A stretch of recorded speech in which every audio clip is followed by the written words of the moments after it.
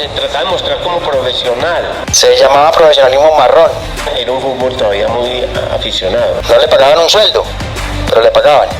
Muy amateur. Los ricos que no cobraban por eso, a los muchachos que necesitaban la plata, hasta que se convirtió en plenamente profesional en 1948 en Colombia.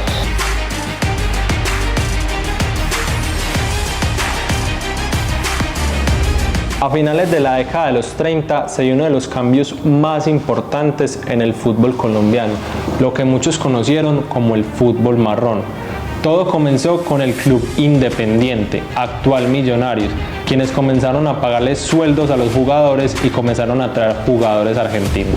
A veces se le pagaba primas y bonificaciones a los jugadores. Sin embargo, esto no era algo bien visto por la prensa, porque el fútbol no se veía como un medio lucrativo. El fútbol tenía valores del deporte amateur. El deporte vuelve a nacer después de los Juegos Olímpicos de hace 2500 años en Atenas. Cuando vuelve a nacer por el francés Coubertin, que hace los Juegos Olímpicos de nuevo en 1896, hay un sentimiento de que el deporte es absolutamente amateur, de gusto, no para que les paguen a las gentes. Lógicamente, cuando la gente se va dedicando a algo, le tienen que pagar.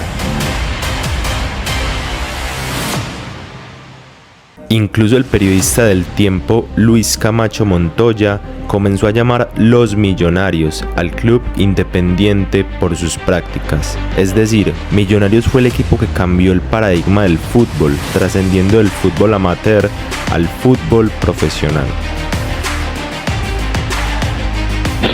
Y en 1948 se daría el primer campeonato regido por una nueva entidad que apenas comenzaba a asomar, la DIMAYOR. El fútbol siguió evolucionando a pesar de que el mundo venía de una Segunda Guerra Mundial y Colombia vivía una tensión política entre liberales y conservadores. Por esos años, en 1948, se profesionalizó el fútbol, creando con la ayuda de Alfonso Senior el primer campeonato oficial regido por DIMAYOR. Y sí, ese mismo año mataron a Jorge Eliezer Gaitán, lo que se conoció como el Bogotazo.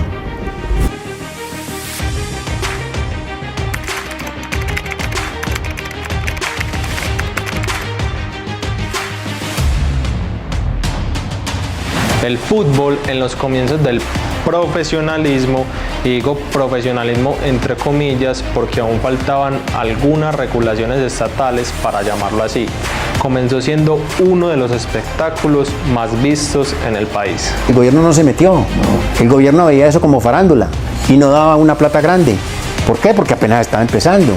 Pronto comenzaría el Dorado, que para muchos fue una de las mejores épocas del fútbol colombiano. Los mejores jugadores peruanos que había en ese momento, caso de Valeriano López, caso de Barbadillo, Pider Mosquera.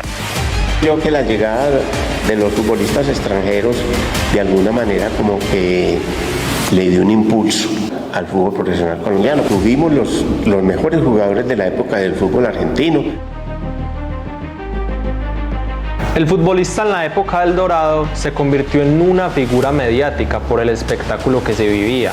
Sin embargo, las miradas obviamente se las llevaban los extranjeros.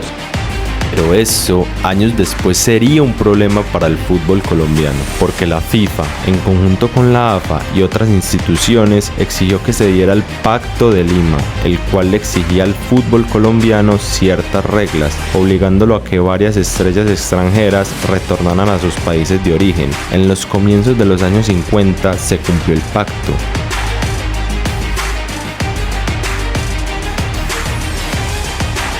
Las entradas habían disminuido y gran parte de la población colombiana había perdido el interés por el fútbol colombiano. Y el espectáculo futbolístico se perdió en la mayoría de estadios del país. Se hizo muchos intentos por devolver la afición al estadio. Un ejemplo de ello fue Gustavo Rojas Pinilla, que construyó el estadio de Ibagué y trató de recuperar el espectáculo que se había vivido. Y Rojas Pinilla es el que trae la televisión, en el año 54. Y en el 55 la televisión colombiana empieza a transmitir los partidos del Campino, transmitir los primeros 10. Lástima que eso no se hizo tradición, eso no les funcionó.